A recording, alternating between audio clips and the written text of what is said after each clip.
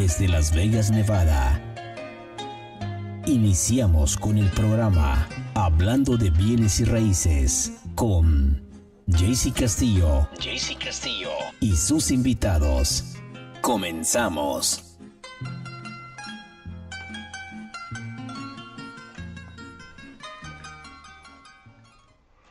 Muy buenos días Las Vegas, ¿cómo están? Yo soy Castillo, estamos comenzando su programa de Hablando de bienes raíces con Castillo, sus invitados. Estamos aquí en el estudio de Lawyer's Title, en vivo y en directo con el primer programa del año. Increíblemente cómo se ha ido el año, bueno, cómo se fue el año pasado. Estamos comenzando este año aquí y estamos aquí, como les digo, en el estudio de Lawyer's Title. Tenemos aquí una persona que yo tengo muchos años de conocer. Estoy bien contento de tenerlo aquí en el estudio conmigo y vamos a darle la bienvenida. Vamos a comenzar con el muchachón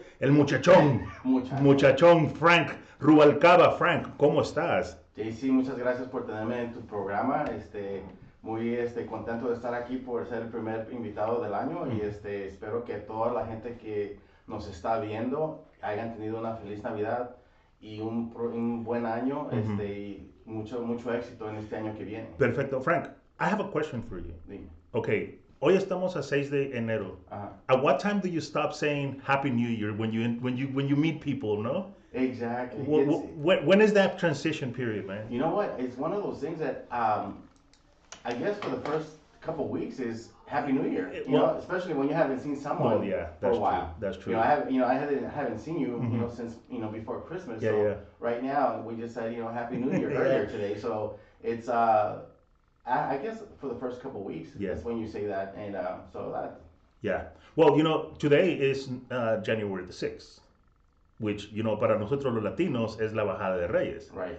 So, feliz día de los Reyes Magos, claro que sí. So, it's kind of cool because, we have a lot of great traditions, especially in the Hispanic community, that a lot of people don't really understand or they know about it. Right. But, the year is over, 2024 is done. Here we are in 2025, here we are the 6th day of January. Right. A lot of people in the real estate industry, today is literally their first official I get back to work day.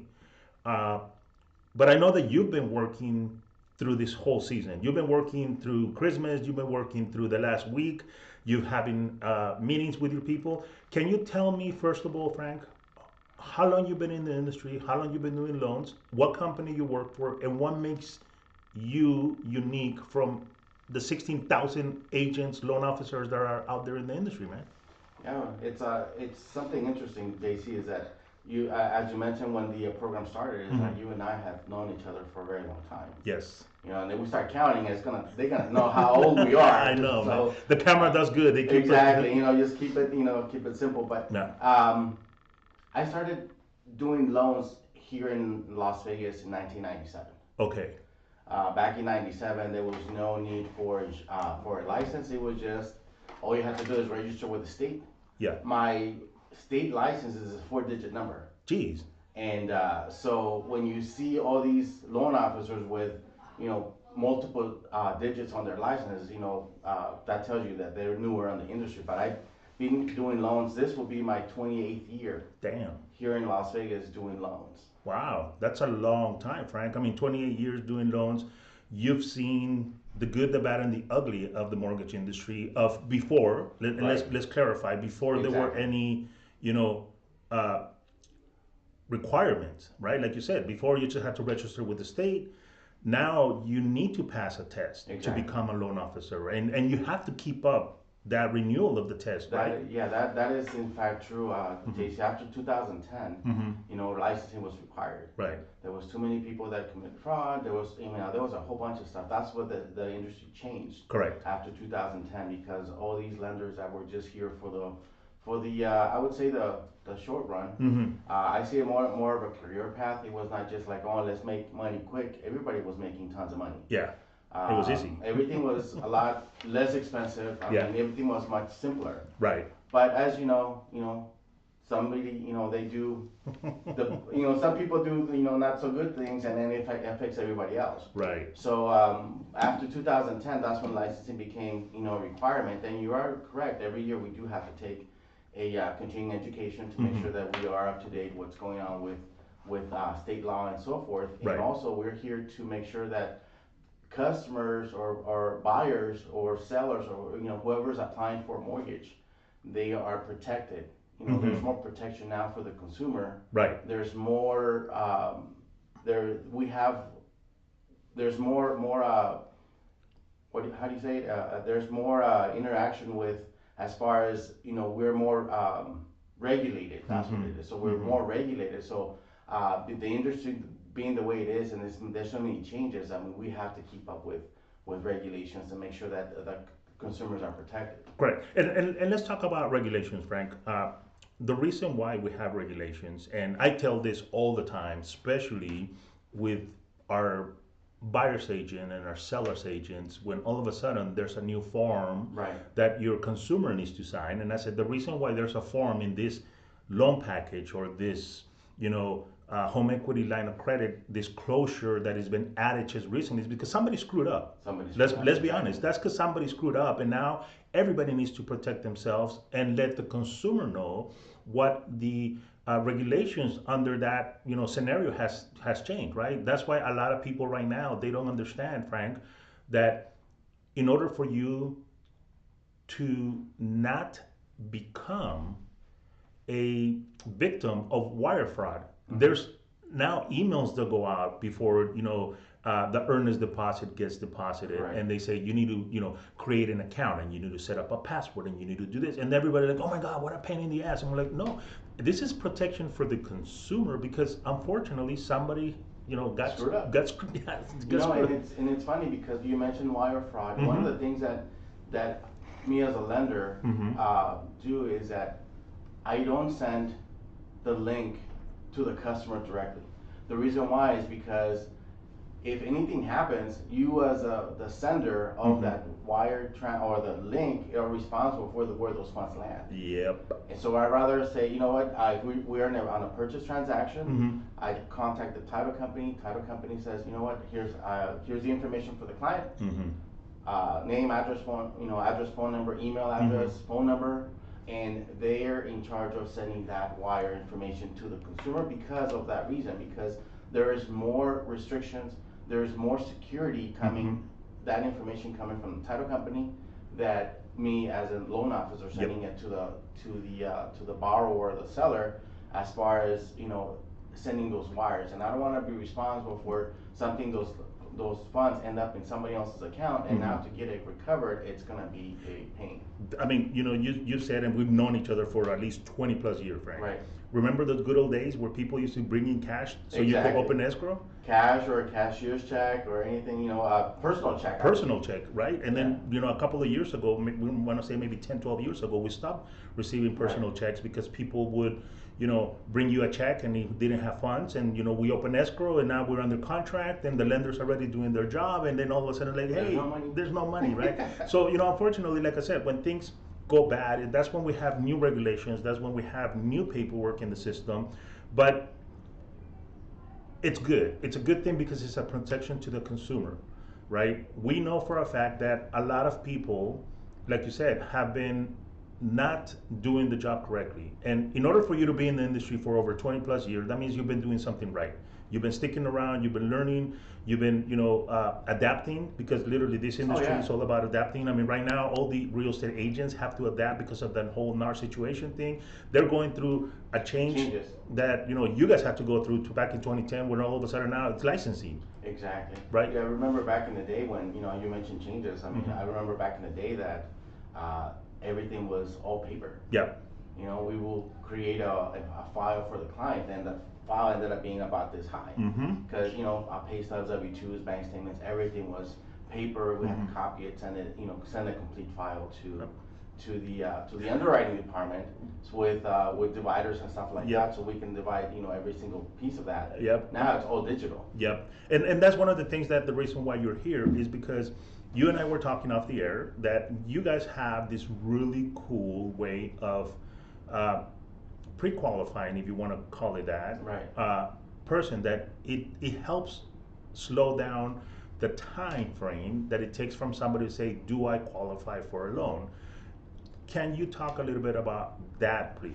Sure. I'm with Mortgage One. Mortgage One is based out of California. Okay. And Mortgage One has two divisions. One, we have the Mortgage One section, which we do HELOCs, purchase for FHA conventional, and then we also have a division called Military Home Spot Lending. Okay. Military Home Spot Lending, we do pretty much focus on veterans, Okay. for purchase, refinances, EARLs and stuff like that. So we do have those two divisions all in the company. Yeah. And both of these divisions, we are all automated. So if a person is looking to purchase or refinance their home, everything is online.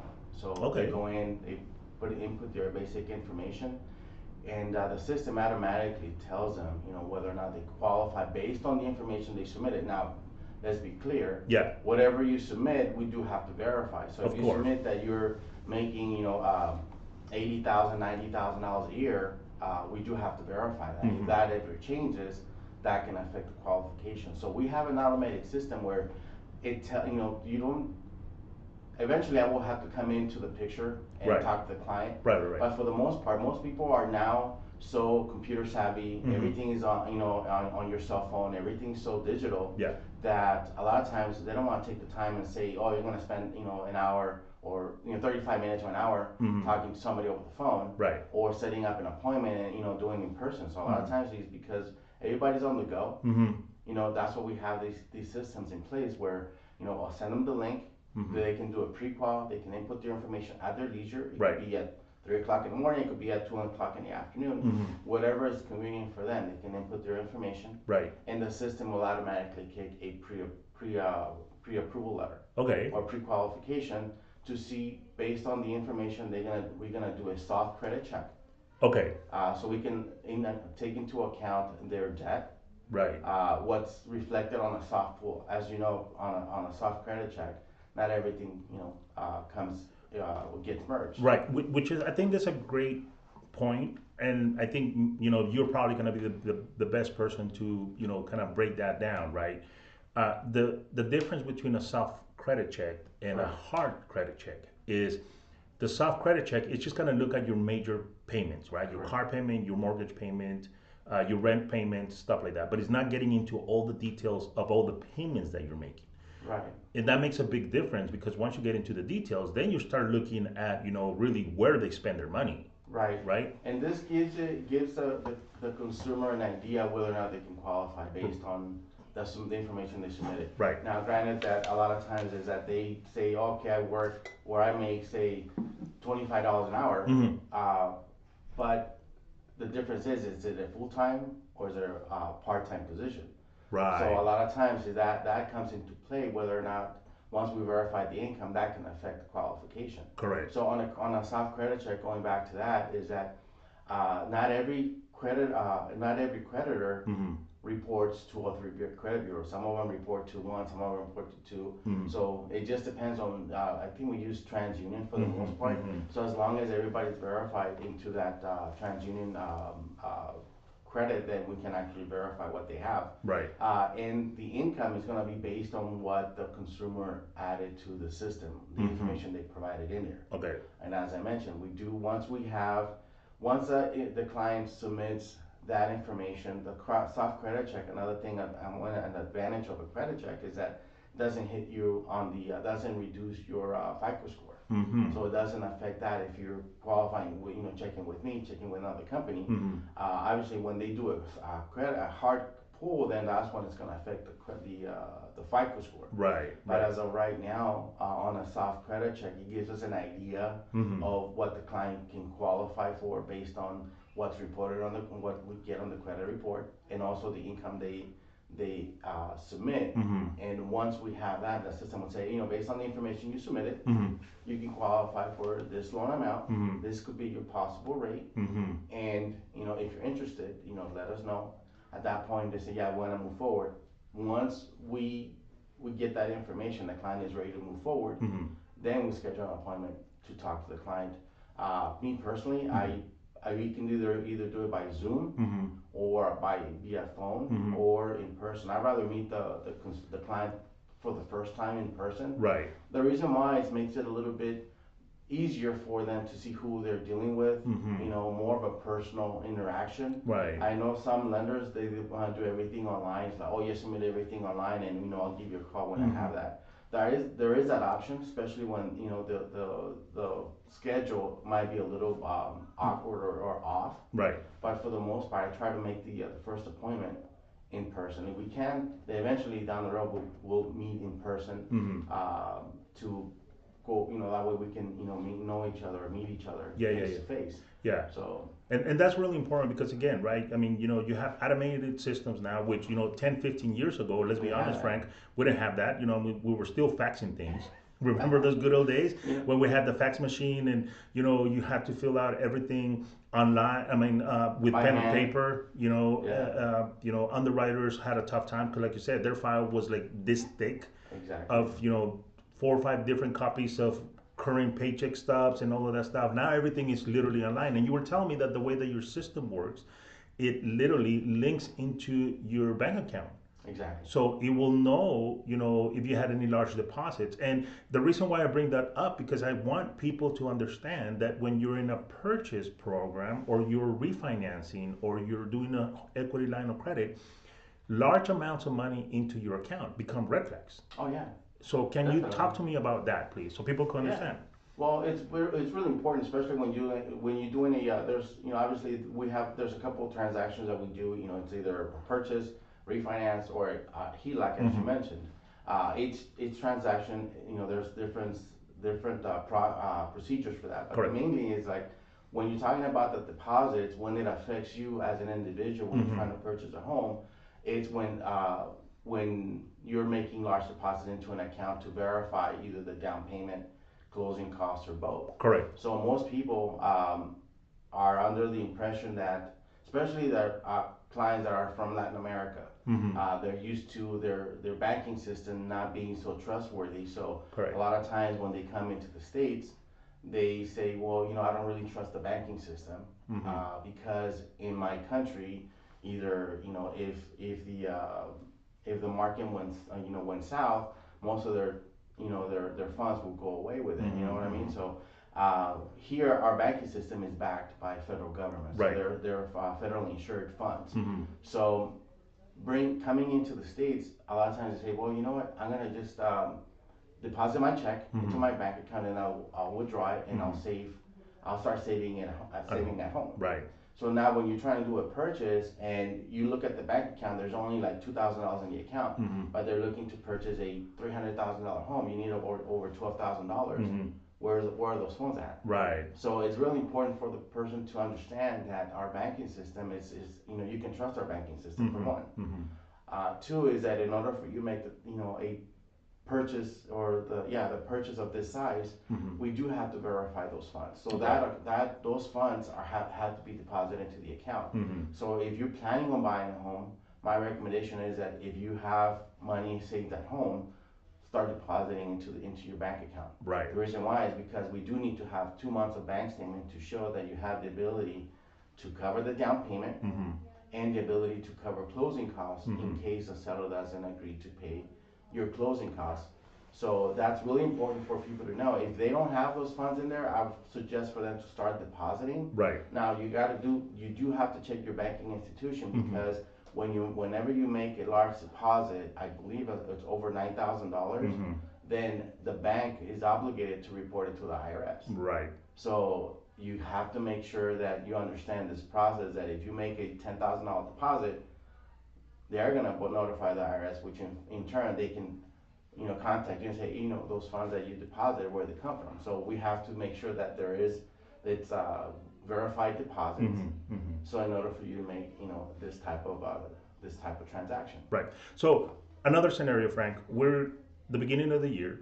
I know people that already file their taxes because they're looking for that return. Right. Unlike you and I, we file very late because we have to pay freaking taxes. Or we file an extension. So. Or we file an extension, but there's already people that are starting to file, right? We know that there's a whole bunch of, preparadores de impuestos, notarios, que vengan conmigo, yo le voy a conseguir un adelanto, todos los trucos that we all know that, that tax preparers do, unfortunately.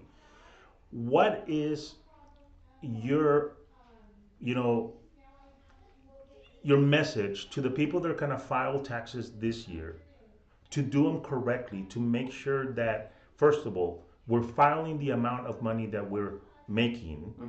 We're not cutting corners. Correct. We're not doing things that we're not supposed to, so like that we get a bigger refund. Because at the end of the day, those taxes, esos impuestos, they either help us or they're kind of screw us to purchase, right? So can you give us a little bit of, and just full disclosure, we're not tax preparers. Correct. We're not tax preparers. So one thing is really, one thing to be aware of is that whenever you're a W-2 employee, me as a lender, we don't really need for you to file your taxes. Okay. Right off the bat, because we go based on the W-2 for the previous year. Okay. So for now that we're coming into 2025, if the person is looking to get qualified for a home purchase for this 2025, and they have their W-2s or they have their last paycheck, I can use that to verify the total income for the year. Right. From January to December, the last paycheck will be depending on when it cuts off. Sometimes it cuts off, say on the week of the 24th. Right. So we're short a few days for the last paycheck. Yeah. But that will give me an idea of the actual year-to-date income. Okay. Whenever we submitted a file, for the most part, it's on an FHA transaction. They usually require 2 years of tax returns, or actually 2 years of W-2s. Or on a case of a conventional financing, a lot of times they only require for the last years of W-2s to verify that if you're a W-2 employee. Let's clear that. So if you're W-2, I don't need you to go to a Viejito tax preparing service and get the taxes done. Right. Because all I need is a W-2 for the previous year and current year. Okay, so let me see if I understand it. You guys don't care about the filing of the taxes. Correct. All you care is about the final amount of the income For the you've W-2. made for the W-2 for the past year. Correct. Okay, all right. And that we do have to verify that the client is still Employed. So we're going to ask for the last 2 paychecks to verify that the client is still employed for the same company. Right. Now, it does become an issue when the person is self-employed.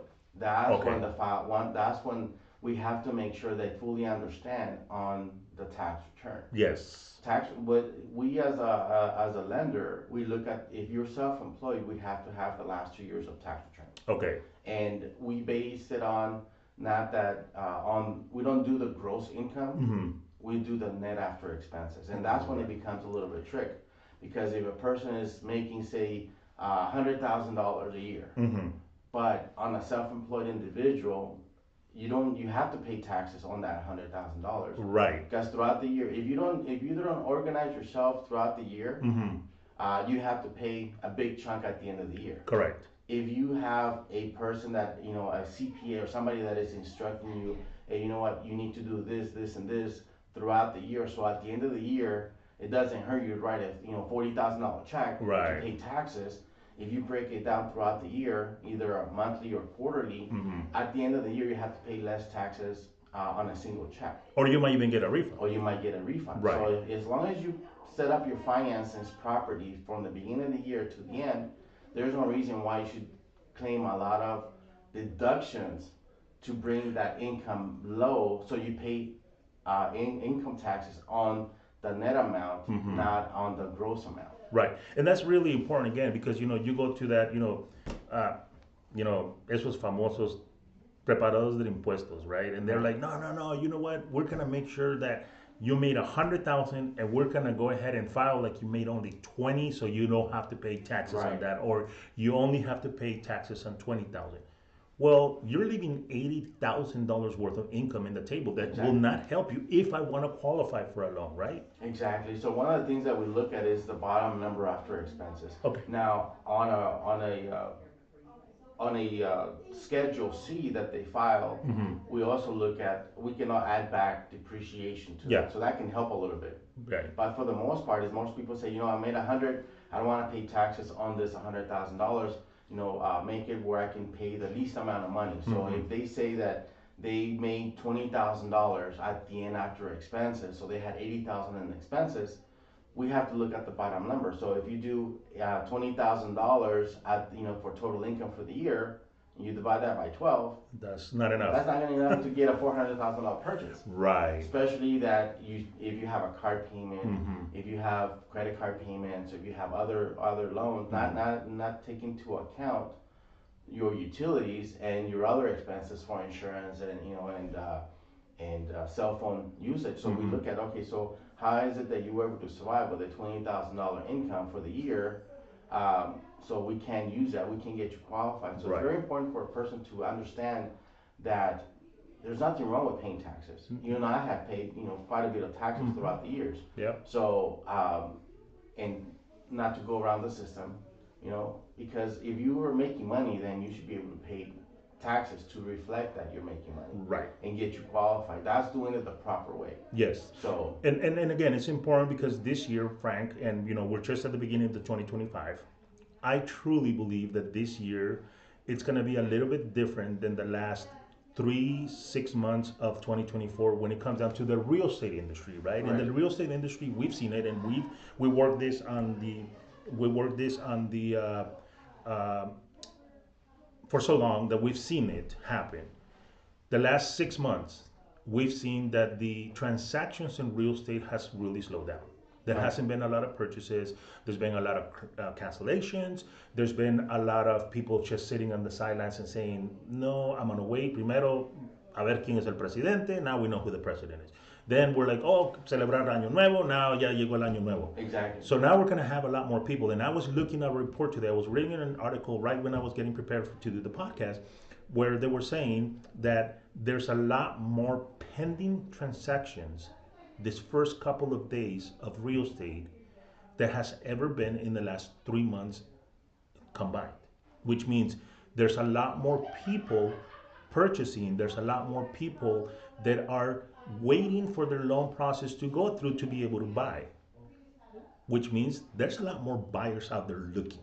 Right. And that becomes an issue because then all of a sudden our inventory right now, it's a healthy inventory. We have enough properties instead of just having 2 or 3 properties that people are looking at. Everybody's fighting for. Exactly. Now we have a little bit more, but that's going to change because once people that start filing their taxes and they start filing correctly, please file your taxes correctly. Then we have those refunds that are 6, 7, 8, 10,000, whatever money you're going to get. They're going to turn around and say, now I got money for my down payment. Correct. Or for my closing cost. Let's go and purchase. Do you see that every year after year that you've been doing this, that this period of time is when we get busy on buying purchase? Yes, I've seen it, over the years, is that as soon as we started coming to the end of the year, everything starts slowing down. Yeah. October, November, that's when you see that the, transactions have reduced because most people are thinking it's like, oh, we need to buy Christmas presents. Yeah. Or we need to get ready to, we're going to be going out of the country or out of state to visit family to spend the holidays with them. So it does start slowing down for the holidays, Christmas, New Year, New Year's. Right. After the New Year, as you mentioned, people are back to work.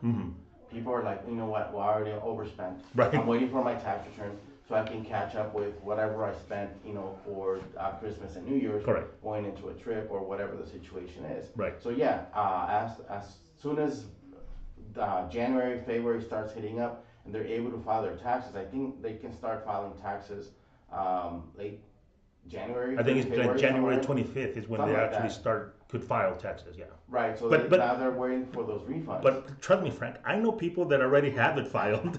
They're just, they're literally waiting to hit that send button because, Right. like you said, they're in the same scenario. They overspent the last couple of, months, and now they're like, let's get this money back so I could pay my bills, right? And now if I'm able to buy a house, or Exactly.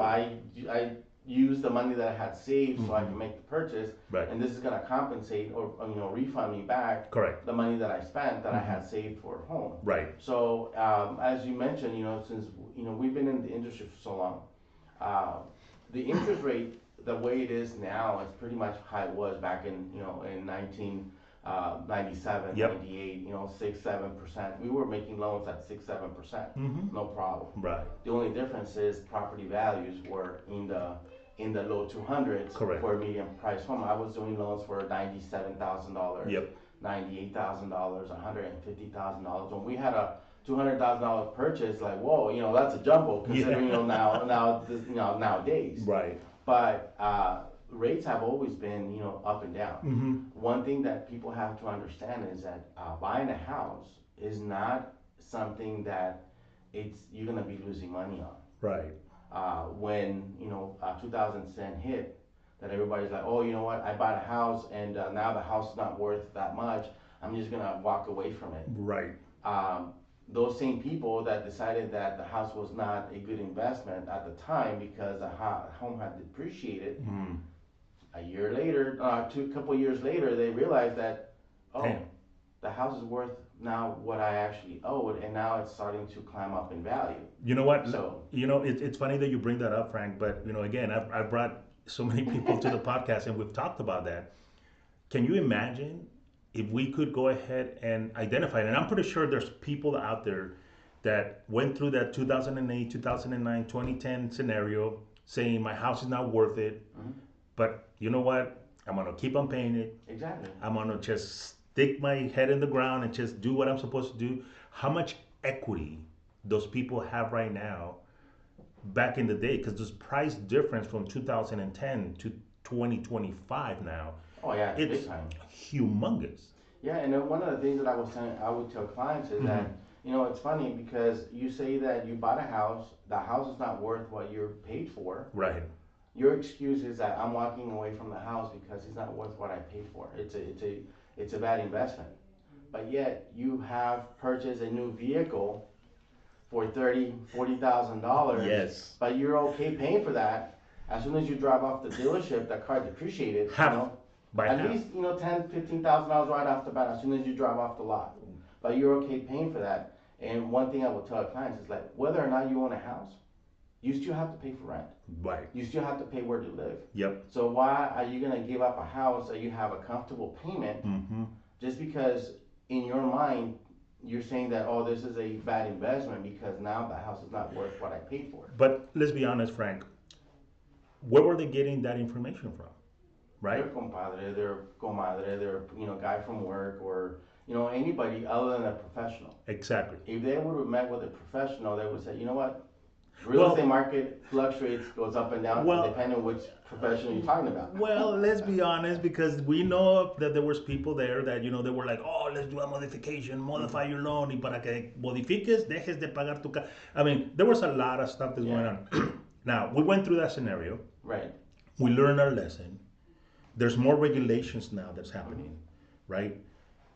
If you're buying a home this year, 2025, the benefits that you're actually getting, yes, you might be paying, you're not getting a $200,000 home like you were back in, in those days in Summerlin. Right. You're buying a $600,000-$700,000 home in Summerlin. You're buying a $400,000 or $500,000, in other parts of Vegas. But the benefit of owning a home 10 years from now, Frank, again, you being in the industry for 20 years, what benefits have you seen from people that have bought their home and then 10 years later, what are their benefits like? Especially when you're dealing with people that have the equity to either refinance or do a HELOC. Can you talk to me and the consumer a little bit about the benefits of owning a home for longer than 7 years? Well, as you mentioned, is that you're going to build property value. Right. You're going to build equity.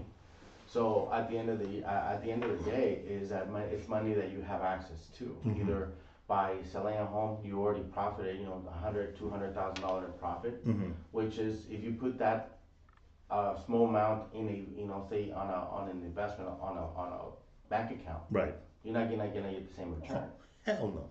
Now, as far as a person saying, you know what, I do have X amount of money, and I do want to do a debt consolidation, now you have the perfect opportunity to be able to say, you know what, I can use my home to my advantage, either to get a cash out and make another purchase of another property, build your portfolio, or just simple as using it to your advantage to pay off debt that is gonna free up some cash, right, and have you not so stressed about, oh man, I have to pay this and the other.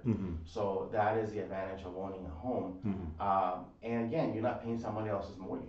Right. You're paying your own. You're building your equity. You're building, your portfolio. Mm-hmm. And most people see it as like, well, the rate is too high. Right. Well, compared to what? Because Right. you go back in the 80s, 90s, you were looking at double-digit interest rates. Oh, bro, I remember 10, 12, 13% Dude, interest rates. my mom and dad bought their house in California, right, in the San Fernando Valley, in Arleta, California, to be honest. They paid $154,000 for their property at a 14% interest rate Right. in '89. I mean, it was insane, right? I remember my dad was so happy when he refinanced at 9%. Right. And right. yes, I get it. Digit, yeah. Yeah, So, and what decade you're looking at it, the rate is the rate. Right, but also let's think about it. Back in 80, 90, how much money were the minimum, minimum wage was $4.25, and you were able to comfortably live with that amount of money. So everything is relative when it comes to prices, but at the end of the day, the rate is the rate. I guess the bottom line is, can you afford the mortgage payment? Right. It doesn't matter what the interest rate looks like. Can you make, with what you make and you bring every single month to your household, can you afford to make those payments?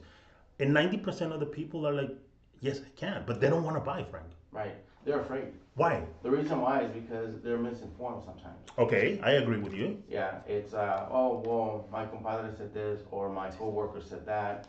And at the end of the day, it's like, why are you going to pay somebody else's mortgage? Right. If you're able to, like you said, if you're able to make the payment, why not build your own portfolio? Why not build your own wealth by owning your own home?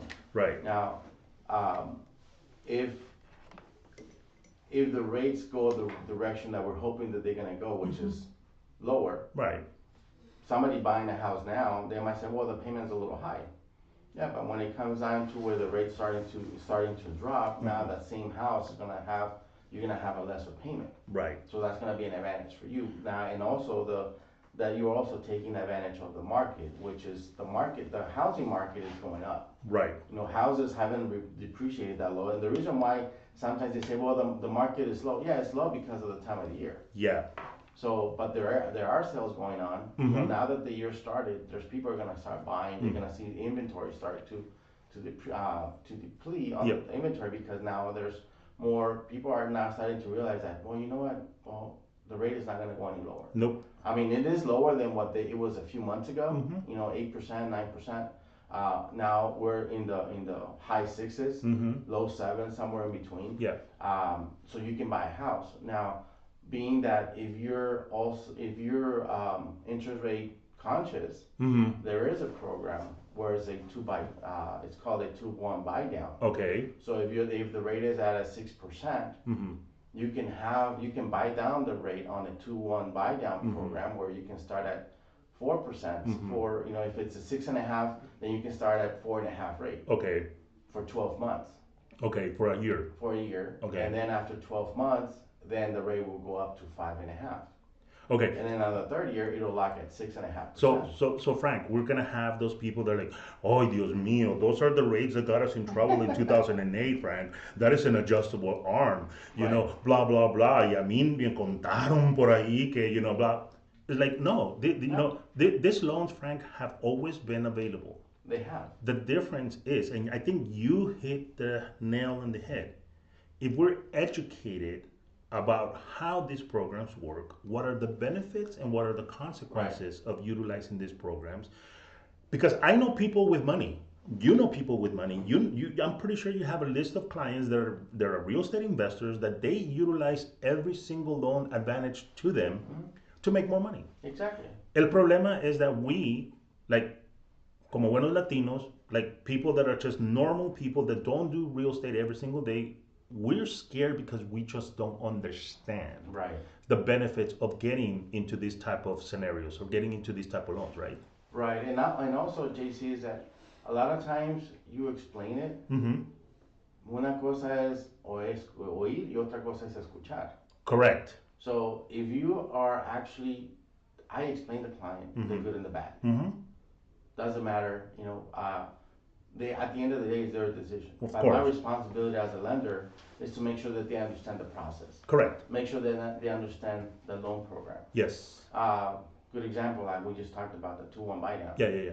Well, this is only a temporary buy down to be able to have you a low rate, start at a low rate. Eventually, it'll lock for the next 27 years at the current rate. Right. So if the rate is 6.5 and the rates don't drop, yeah, you started 2% less for the first 12 months. Correct. For the first 24 months. Correct. But you're gonna know that your payment, if the rates don't change or don't go any lower than 6.5, that's the remaining payment for the rest of the 27 years remaining on the loan. Now, granted, the payment can change because when we do an FHA or conventional, for the most part, we have taxes and insurance included into the payment. Correct. So if the taxes on the home or the insurance on the property change, that will affect your rate. Yes. I mean, that not the rate, that will affect your payment. Correct. So most people say, well, my payment changed, so you put me into an adjustable rate. No, I didn't. Right. Because if you look at the note, it still shows that you're at a 6.5 rate.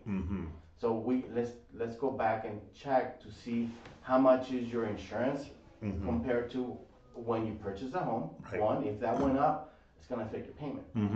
Now, on the taxes, it's really important for people to understand is that on the taxes, property taxes, I should clarify. Property taxes, usually here, at least here in the state of Nevada, the county assessor's office sends out a letter. Yep. And most people don't check or pay attention to their mail. Nope. So the tax assessor's office sends out a letter each year to verify the occupancy of the property. Yep. So if you're owner occupied, you are gonna have a discounted tax rate on your property. Which is a 3% rate. Yep. If that letter that was sent out by the county doesn't get returned by a certain date, the county assumes that you don't live in the property. Correct. The county assumes that this is a rental property.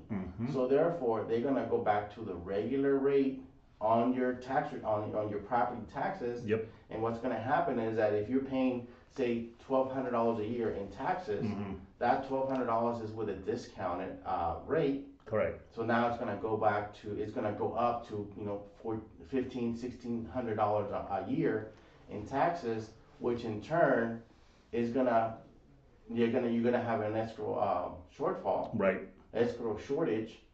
So therefore, your monthly payment is gonna go up because now the lender has to collect additional funds to cover that shortage on your escrow account because of your taxes went up. Yep. So that's something that people have to understand.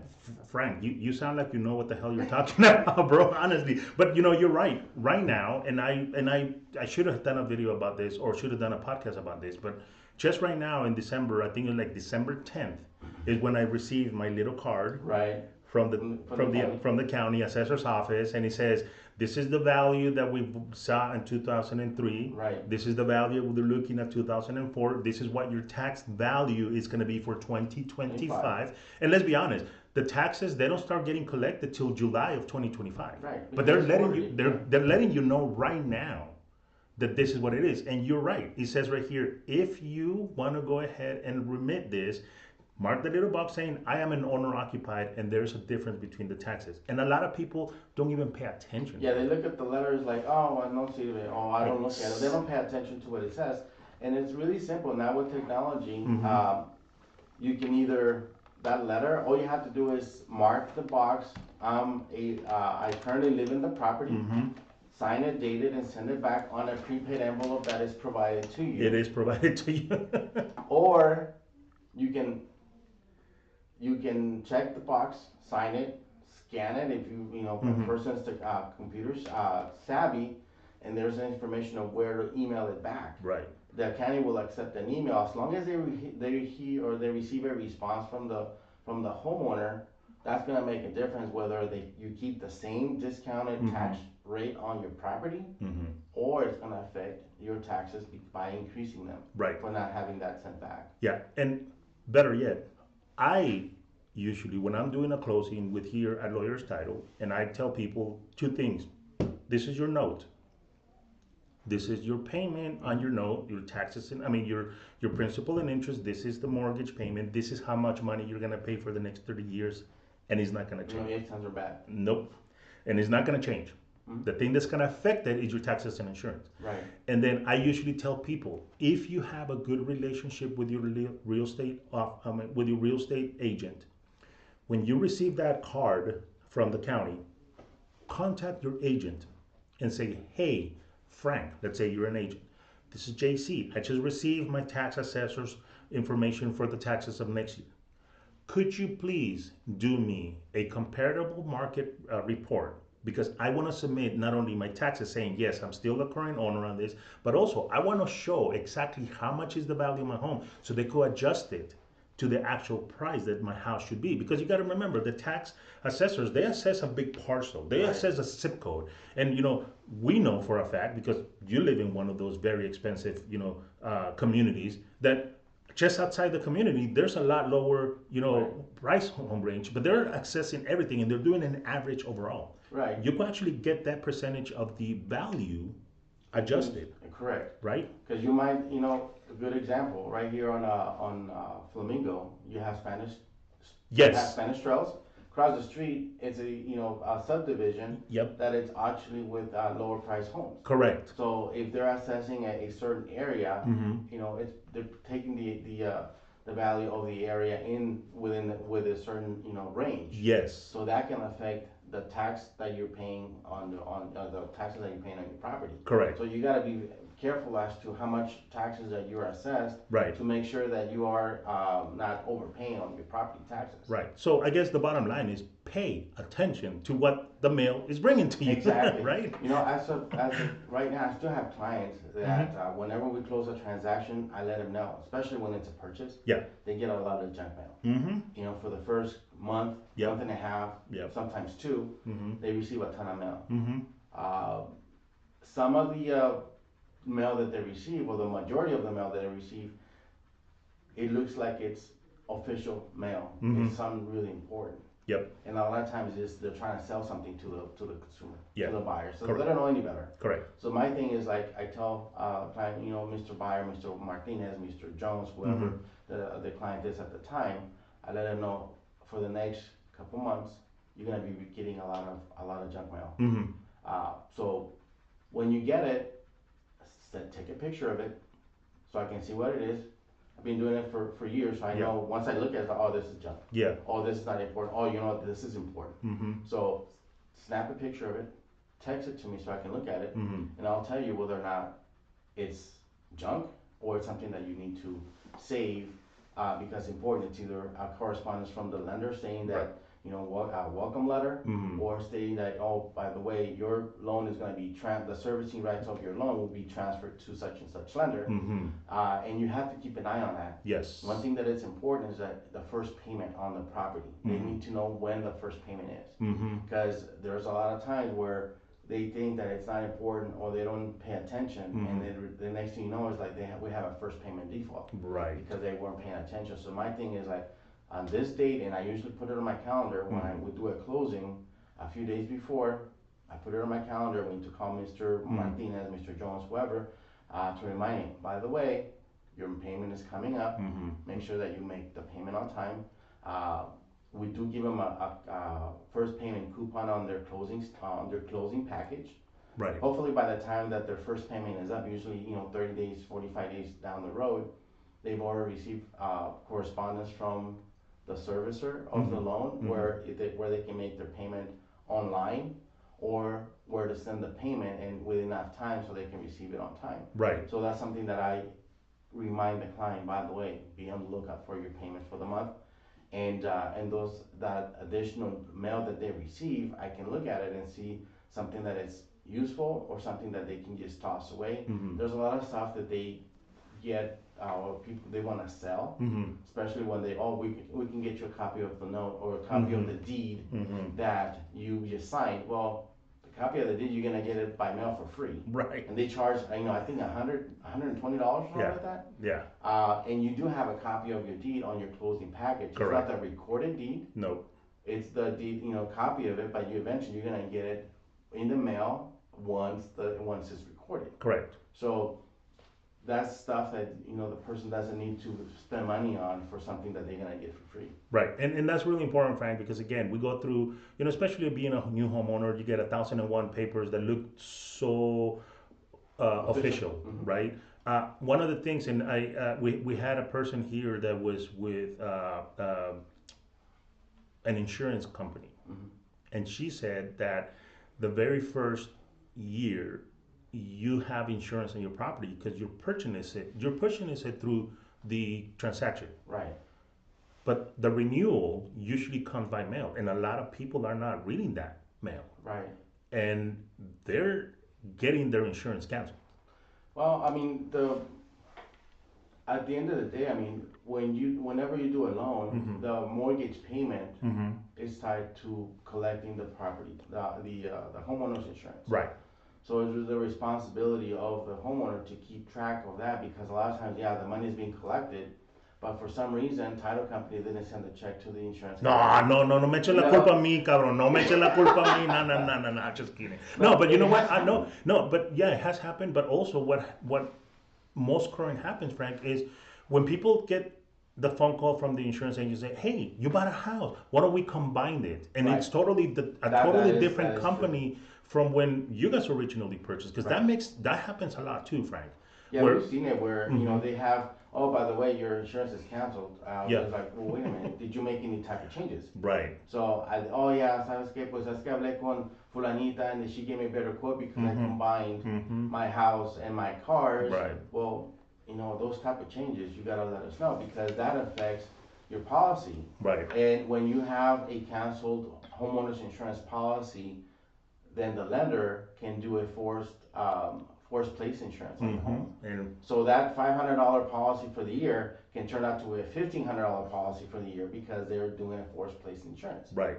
And that can affect big time your payment. Yeah, and you're right. Let's be honest. Some title companies don't screw up the payment to the insurance company and everything. But the biggest thing is understanding the mail, understanding the what's happening, because you're a first time homeowner. Right. You don't know what you don't know, Exactly. and it's important to have somebody like Frank in your side, in your corner, saying, "Hey, text it to me." All it takes is from you to take a look and say, "Look, you want this is not important. Oh no, this one you got to pay attention to. Right. Look, this is what you need to read." And it's really important to have that. That explains to me why you've been in the industry for 20 plus years, Frank. We know a lot of people, and bless their heart, that they are no longer in the industry because either something happened or they were forced out of the industry and everything.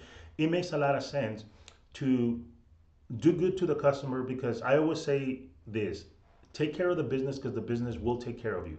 Oh, exactly. And with this year 2025 coming along, I see that there's going to be a lot more people jumping into the real estate industry, because one of the things that we know for a fact is that the prices Cycles. cycles, but also the prices of the home here in Las Vegas, Frank, they're not going to go down. Mm-hmm.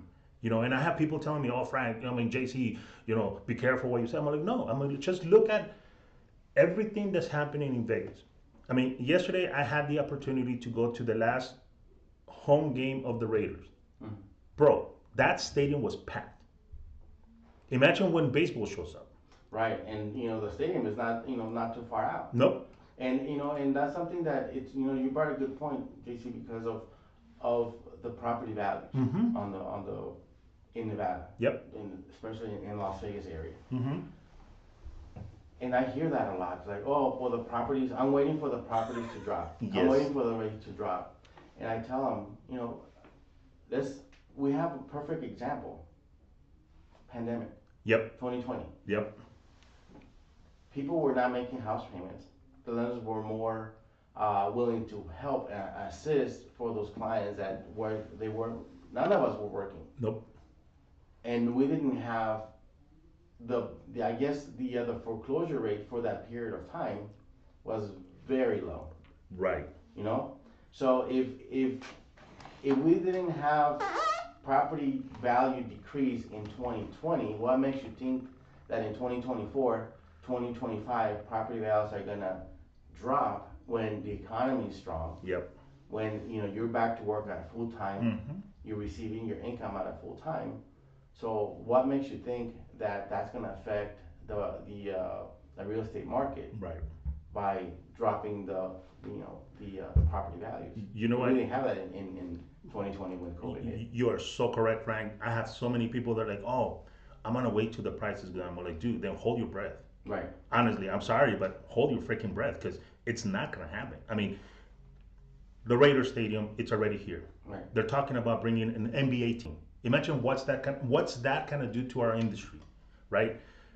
More Major League Baseball is coming out here. Imagine when the Dodgers, bro, that half of the people that live in Las Vegas are from LA. Right. And we don't go to the Dodger Stadium because we hate the traffic. Well, if they're gonna come downtown here, how many of us are gonna go watch the Dodgers, bro? Oh, there's gonna be a lot of us going. I mean, I'd rather do it. And actually, in traffic, is gonna be relative to depending on transportation. Correct. Because whenever a good example when the Golden Knights started here, we will go and take a shuttle from the southwest side of town. Yep. To avoid traffic to coming into the strip. Correct. So there's the bus line, the RTC RTC.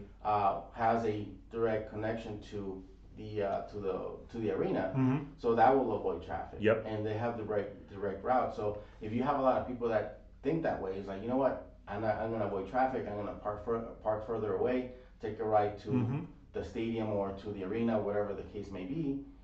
Then you're still gonna have a lot of people coming into the strip. Yep. To attend those events. Football, hockey, baseball coming up. Baseball. We have women's professional The NBA. baseball, not baseball, women's professional basketball team. Yep. So I mean, now we have F1. Yep. And did you see that the complex that they built right there on Cobo Lane? Yep, they did. That's a huge facility. That is here to stay. Yep. Unfortunately, we have the good and the bad about that.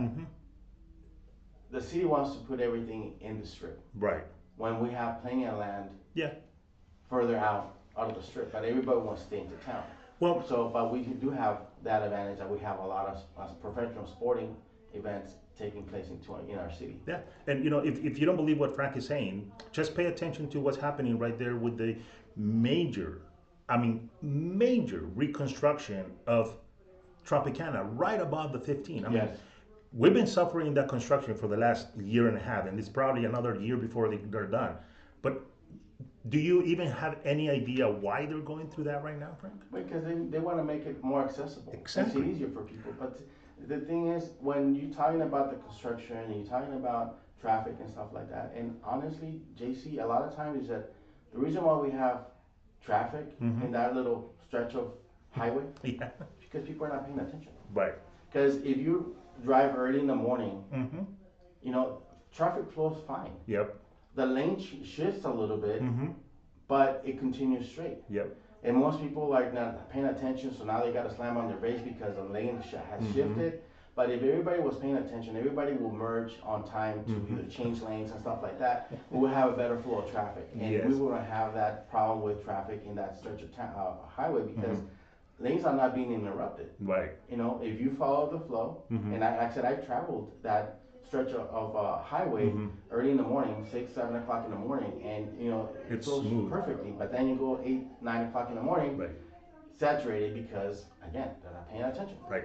And again, we're talking about this because those are signs that our housing industry, our work industry here, because we employ a lot of construction companies. We employ a lot of construction workers. 90% of the construction workers are Latinos. Yeah. 90% of the people that are out there might have enough income to purchase a home, but they're not considering it.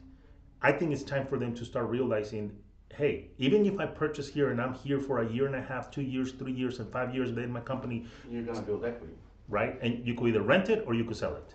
No, and also, JC, one thing that we also, and you mentioned the growth of the city, the growth of the town. In past years, when we first started, when I first moved out here in '97, the city was depending on tourism. 100%. Everything was everybody worked on the strip. Yep. Everybody worked at a casino. And now the diversity of the town now, the city, now we're a thriving industry. We're a thriving town. We don't just focus on the tourism. Nope. There's a lot of manufacturing coming into town. 100%. There's a lot of stuff coming into town that is causing the job market to increase. It's causing our economy to increase, and it's causing more people to move into town.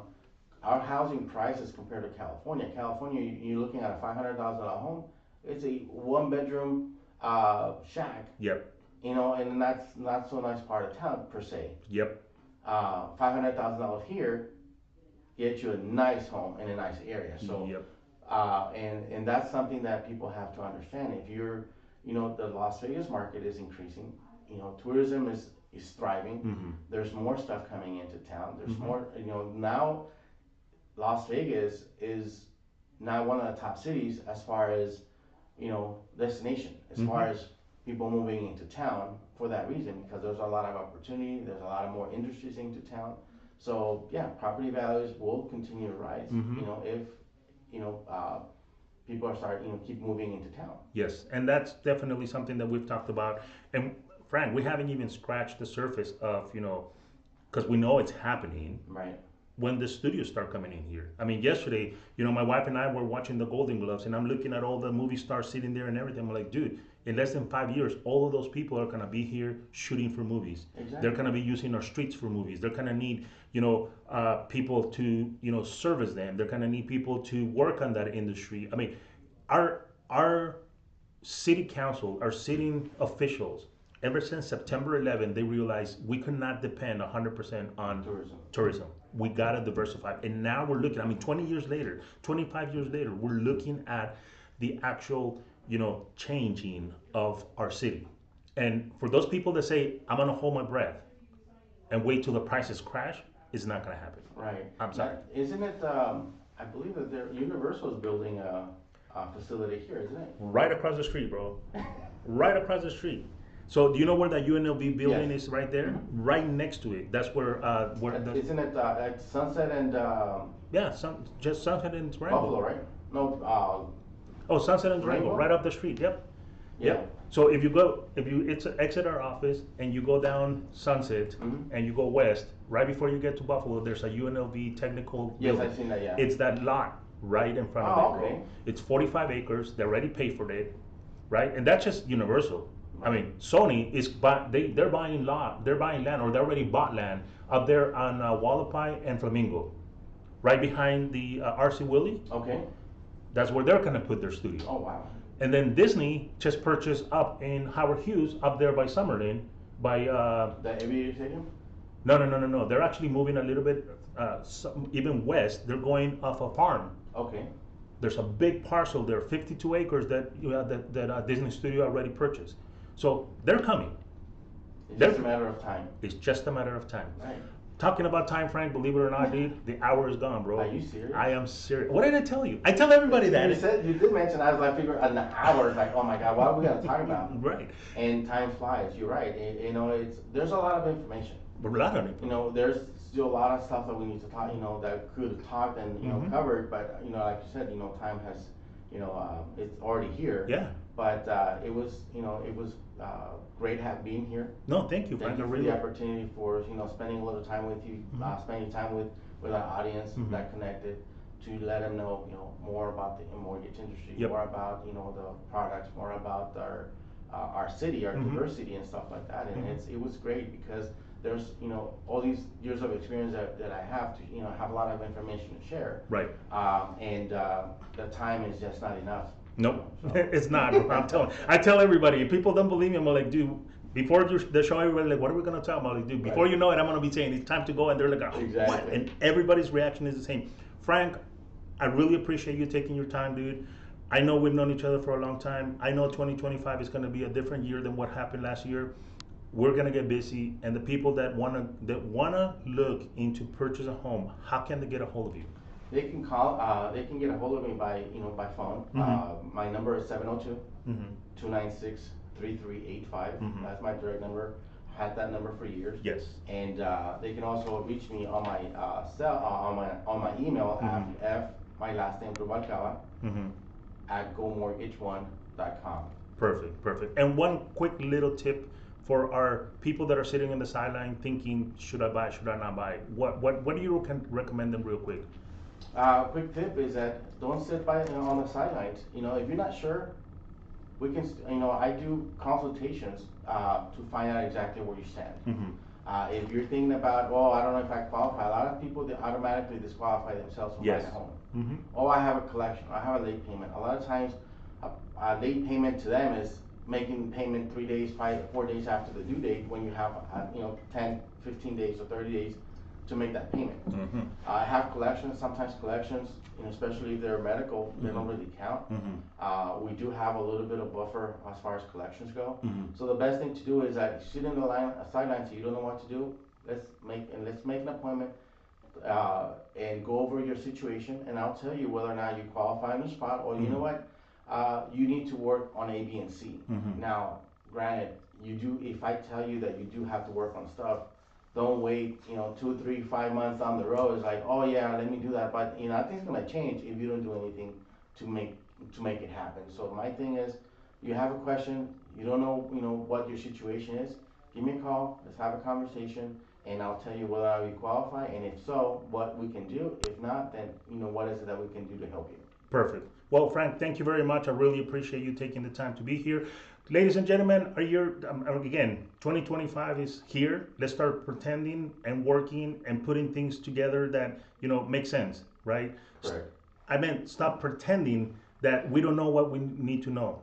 Ask the question. That's why the professionals come here every single day. We do the podcast every day at 10 o'clock in the morning because I'm bringing people that are going to be here to help you, to make sure that they take care of you and they tell you what they need, what you need to hear, not what you want to hear. They're two different things. So I really appreciate your time. We're going to be here tomorrow.